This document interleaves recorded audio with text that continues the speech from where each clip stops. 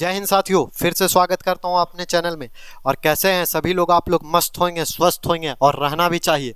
आज हम लोग जो देखेंगे, देखिए बात बराबर हो रही थी इतिहास, अर्थव्यवस्था, और हम लोग सब कुछ देख चुके हैं, कुछ ना कुछ तो जरूर देखे हैं। साथ ही साथ आपका अर्थशास्त्र भी देखे हैं, अर्थव्यवस्था भी देखे हैं और राजनीतिक शास्त्र भी देखे हैं। लेकिन आज का जो कड़ी है वो आपके लिए सबसे महत्वपूर्ण है, क्योंकि आज है झारखंड का पर्व और ऐतिहासिक पर्व हम लोग देखेंगे जो सबसे महत्वपूर्ण रखता है झारखंड का।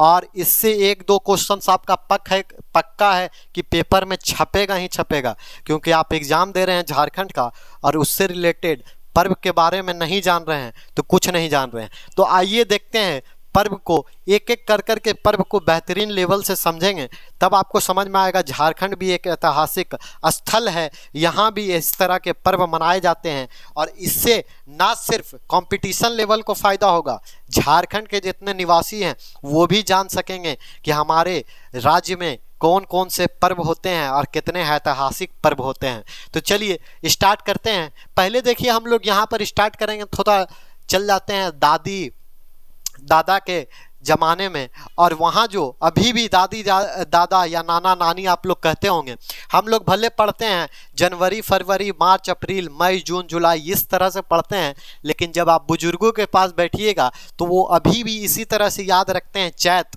बैसाख, जेठ, आषाढ़, सावन, भादो, आसिन, कार्तिक, अगहन, फिर पौष, माघ और फागुन, इस तरह से याद रखते हैं। आपको भी इस तरह से याद अब रखना है। अब आप बोलिएगा ऐसा क्यों बोल रहे हैं भैया? तो हम बोल रहे हैं इसीलिए क्योंकि एग्जाम्स में एग्जामिनर इतना तेज है, और ख़ास करके झारखंड का एग्जामिनर तो लगता और भी ओवर ब्रिलियंट है। वो आपसे कोई भी पर्व पूछेगा कब मनाया जाता है, तो आपसे कभी भी इस मंथ को तो पूछेगा ही नहीं। रियर में पूछ दिया तो पूछ दिया, नहीं तो आपको लिख देगा कि कब मनाया जाता है, बताइए। आषाढ़ में मनाया जाता है, जेठ में मनाया जाता है, चैत में मनाया जाता है या वैसाख में मनाया जाता है। जब आपको ये पता ही नहीं होगा तब आप कैसे कीजिएगा? तो देखिए, अब हम लोग बोलते हैं, देखिए मार्च और अप्रैल का जो महीना होता है, जी हाँ, जैसे आप बोल सकते हैं मार्च से लेकर 1 मार्च से लेकर आप पूरा 1 अप्रैल तक का जो महीना होता है, या 31 मार्च तक का जो महीना होता है, उसको हम लोग बोलते हैं चैत बोलते हैं। अप्रैल मई का जो महीना हुआ उसको हम लोग बोल देंगे बैसाख। फिर देखिए मई जून का जो महीना होगा वो हो जाएगा जेठ। फिर देखिए जून जुलाई का जो महीना होगा वो होगा आषाढ़। और जुलाई अगस्त का है वो सावन चल ही रहा था, अभी ख़त्म हुआ, आपको पता चला है। और देखिए सावन ख़त्म ही होते अगस्त सितंबर, अभी चल गया सितंबर, चढ़ गया। और आपको पता है सितंबर में अब जो चढ़ गया है वो चढ़ गया है भादो। जी हाँ, अब हम लोग भादो में घुस गए हैं। अब जैसे भादो खत्म होगा, अक्टूबर में आएंगे तो देखिए आश्विन चढ़ जाएगा। कुछ 15-20 दिनों के बाद देखिए आश्विन का आ जाएगा। फिर देखिएगा आप कार्तिक आ जाएगा, अक्टूबर नवंबर में कार्तिक आ जाएगा। फिर देखिए नवंबर दिसंबर में अगहन कहा जाएगा। और फिर आपको दिसंबर जनवरी पोष, और फिर जनवरी फरवरी माघ, और माघ के बाद फरवरी मार्च फागुन सभी कोई जानता है, क्योंकि होली फागुन के महीने में होती है, रंग से भरी होली। तो फागुन तो सभी लोग जानता है, फरवरी मार्च का महीना। तो ये आपको अब याद रखना है, चैत बैसाख जेठ आषाढ़ कर पूरा याद रखना है। अब इसको याद कैसे करेंगे? देखिए याद करने का तरीका क्या है, इसमें आप कभी भी स्टार्ट कीजिए तो मार्च से स्टार्ट कीजिए। जी हाँ, मार्च से स्टार्ट कीजिए, तो आप कीजिएगा मार्च से स्टार्ट। और ख़त्म भी कीजिए कहाँ जाकर? तो ख़त्म भी कीजिए मार्च में, ख़त्म भी कीजिए जाकर मार्च में ख़त्म करना है। स्टार्ट कहाँ से करना है? तो च से स्टार्ट करना है, और ख़त्म आपको कहाँ करना है? फ में ख़त्म करना है। अब देखिए च से स्टार्ट कीजिए, तो च से देखिए च ब ज आसा भा, च ब ज आसा भा, और आ का आ और पोष भाग, ये तो सभी को पता है। तो देखिए आपको सीधा याद रखना है च भ ज और आशा भा, यानी आप में आशा है तो आगे बढ़िए। और आशा जब आगे बढ़ेंगे तो देखिए आसीन आ जाएगा, कार्तिक आ जाएगा और अगहन आ जाएगा। तो इस तरह से आपको, अब हम लोग बात करते हैं सीधा सीधी पर्व की तरफ आते हैं। तो पर्व में देखिए पहला पर्व है सरहुल। सरहुल जो सबसे लोकप्रिय पर्व झारखंड का माना जाता है। और ये कब मनाया जाता है, देखिए यहाँ पर लिखा हुआ है चैत, कहीं पर लिखा जनवरी फरवरी नहीं, लिख दिया किताब में भी, बुक में भी चैत। अब चैत का कौन होता है, तो चैत देखिए मैंने बताया मार्च और अप्रैल, मार्च और अप्रैल का महीना जो होता है वो चैत का होता है।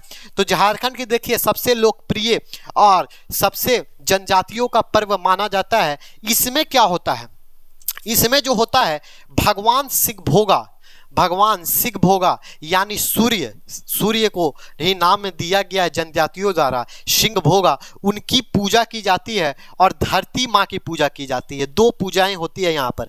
अगर हम लोग आम भाषा में बोले तो सन और लैंड यानी सूर्य और धरती की पूजा की जाती है। लेकिन अगर जनजाति के भाषा में बोला जाए तो जनजाति के भाषा में यहाँ पर जो बात है वो सिंह भोगा कभी कभी आपको दिखाई देगा, यानी वो सूर्य को ही कहना चाह रहा है। अब इसमें क्या होता है, देखिए ये वन में नए फूल पत्ती और फल आने के उपलक्ष्य में मनाया जाता है। देखते हैं जब आप मार्च और अप्रैल में जाइएगा तो वनों में नए नए फूल और पौधे उगते हैं, तो उस समय उसके उपलक्ष्य में ये सरहुल का पर्व मनाया जाता है। देखिए ये पूजा चैत्र मास के शुक्ल पक्ष तिथि को मनाया जाता है। अब पंडित लोग के पास जाइएगा तब पूरा डिटेल्स में बताएगा चैत्र मास के शुक्ल पक्ष के तृतीय में क्या होता है। अगर ऐसे बताएगा वो बाबा ही लोग, ऐसे हम भी बता सकते हैं, लेकिन अभी उतना मेरे पास समय नहीं है कि आपको अनुकूल रूप से पूरा डिटेल बताया जाए, इसीलिए मैंने सिर्फ ये बताया। अब देखिए इस पर्व से पहले नए फूल पत्ती का प्रयोग वर्जित है। देखिए इस पर्व से पहले जो है ना, जनजातियों का ऐसा माना गया है कि पहले जो फूल पत्तियां जो रहती है उसका प्रयोग पूरी तरह से वर्जित किया जाता है। देखिए सभी सखुए साल के मंजर से खुशी व्यक्त करते हैं। देखिए सबसे पहले इसमें साल का जो मंजर होता है उससे इन लोग खुशी का व्यक्त करते हैं। और साथ ही साथ देखिए ये लोग क्या करते हैं, चावल मुर्गी का तरपान होता है, चावल मुर्गी की खिचड़ी कह सकते हैं, खिचड़ी का इन लोग यहाँ पर तरपान करते हैं, यानी वितरण किया जाता है। अब इस पर्व के माध्यम से आने वाले समय में देखिए एक सबसे बड़ा जो इम्पोर्टेंस है वो क्या होता है, इस पर्व का खासियत जान लीजिए। इस पर्व के माध्यम से जनजातियां क्या पता करती है, तो जनजातियां पता करती है कि आने वाले जो वर्ष में है उसमें कैसी वर्षा होगी, इसका अनुमान लगाया जाता है। अब अनुमान कैसे लगाया जाता है वो थोड़ा समझिए। पूजा के दौरान क्या होता है, देखिए ये घड़ा रखा जाता है, ये दो घड़े रखे जाते हैं, दो इस प्रकार से घड़ा रखा जाता है और इस घड़े में पानी रख दिया जाता है। इस घड़े में पूजा के दौरान क्या किया जाता है, दो घड़ा रखा जाता है और घड़े में पानी रखा जाता है। जरूरी नहीं कि दो घड़ा रखा जाए, हो सके तो एक ही घड़ा रह सकता है, तो एक घड़ा चलिए हटा देते हैं हम। यहाँ पर एक घड़ा में पानी रखा जाता है और इसको क्या किया जाता है, दूसरे दिन एक दिन पूरा रख दिया जाता है। अब इस घड़े के पानी को दूसरे दिन जांच किया जाता है। अगर देखिए दूसरे दिन इस घड़े को पानी को जांच करने पर पता चलता है, अब जांच पड़ताल के लिए आएंगे लोग और लोग जांच करेंगे और देखिए जांच करने पर क्या पता चलेगा, या तो पता चलेगा घड़ा का पानी सूख गया या तो घड़ा का पानी कम हो गया, दो ही चीज मिलेगा जांच करने पर। अगर घड़ा का पानी सूख जाता है तो ऐसा माना जाता है कि इस वर्ष जो है वर्षा कम होगी। जी हाँ, इस वर्ष जो है वर्षा कम होगी। और अगर घड़ा का पानी सूखता नहीं है, घड़ा का पानी मान लीजिए इतना घड़ा का पानी भरा हुआ है, घड़ा का पानी पूरी तरह से सूख गया, तो घड़ा का पानी अगर पूरी तरह से सूख गया तो माना जाएगा कि चलिए इस वर्ष वर्षा नहीं की मात्रा में होगी, कम होगी। लेकिन अगर घड़ा का पानी पूरा नहीं सूखकर, यहाँ से घड़ा का पानी पूरा नहीं सूखकर सपोज इतना खाली हो जाता है और इतना बचा रहता है पानी, इसमें देखिए इतना पानी बचा हुआ रहता है पूरा फुल ना रहकर, तब क्या माना जाएगा कि वर्षा ठीक है, अच्छी खासी वर्षा होने का अनुमान माना जाता है कि वर्षा अच्छी होगी। वही यहाँ पर लिखा हुआ है, देखिए पर्व के माध्यम से समय में वर्षा लगाया जाता है, पूजा के दौरान घड़ा में पानी रखा जाएगा, यही लिखा हुआ है पूरे यहाँ पर। अब देखिए यहाँ पर जनजाति अलग अलग इसके नामकरण करते हैं। सरहुल को। देखिए मुंडा जनजाति तो सरहुल को सरहुल ही बोलता है, ये आपके एग्जाम में पूछा जा सकता है। देखिए उराव जनजाति इसको गद्दी के नाम से बोलता है, संथाल जाति इसको बाहा बोलता है, हो जनजाति इसको बा बोलता है और खड़िया जनजाति इसको जौ बोलता है, सरहुल ही बोलता है। तो अब देखिए हम लोग नेक्स्ट पर्व की तरफ आते हैं।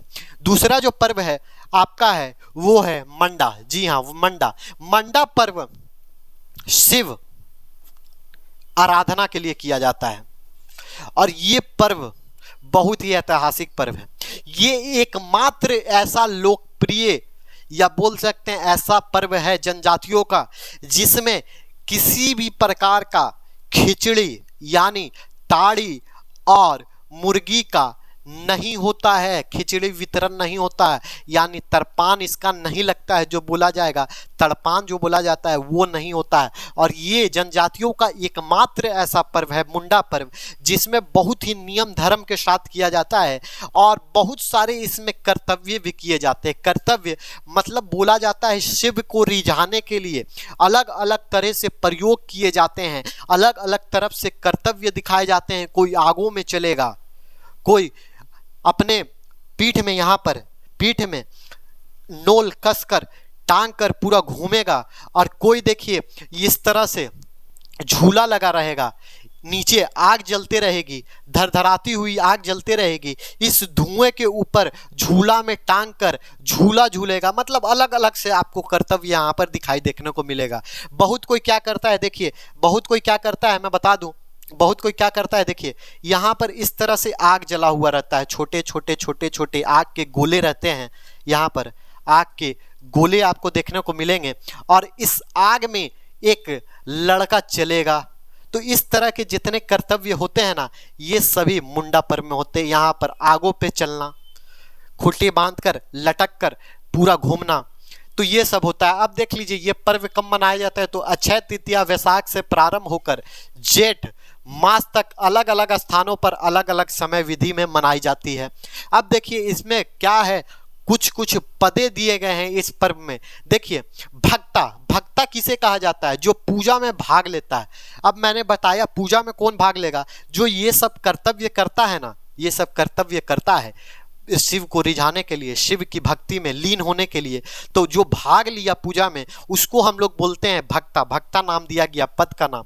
शोक ताइन, शोक ताइन किसे कहा जाता है, देखिए शोक ताइन उसे कहा जाता है जो पूजा में भाग लेने वाले की माँ या बहन, जो पूजा में ये भाग लिया भक्ता, यानी बोल सकते हैं आप भक्ता का माँ या कोई बहन या कोई अन्य महिला भी हो सकती है, जरूरी नहीं कि माँ बहन हो, कोई उसकी महिला भी हो सकती है जो उसके साथ पूजा के नियमों का पालन करती हो। ऐसा नहीं कि ऐसी भी महिला उठा कर ले आए और कोई भी हो जाए, लेकिन पूजा का पालन करना चाहिए, हो सके उनकी पत्नी भी हो।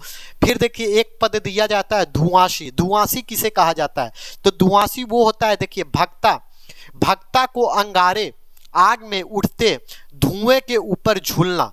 देखिए मैंने अभी बताया झूला लगाकर इस तरह से झूला जाता है, झूलन झूले रे बबुआ। तो देखिए यहाँ पर झूला झूला जाता है, तो उठते हुए जो झूले में झूलता है उसे हम लोग बोलते हैं धुआंसी।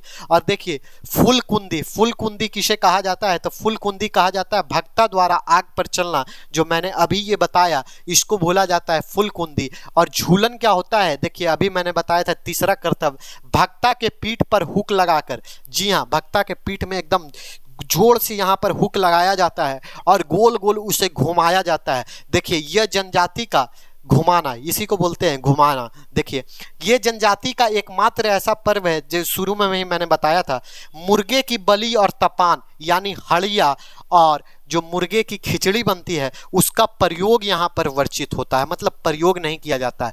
और ये जनजाति का एकमात्र ऐसा पर्व है, इसीलिए ये इम्पॉर्टेंट बन जाता है। तो ये था आपका मुंडा का पूरा डिटेल, मुंडा का पूरा आप डिटेल समझ लिए। अब इसके बाद देखिए आ जाते हैं कर्मा पूजा पे।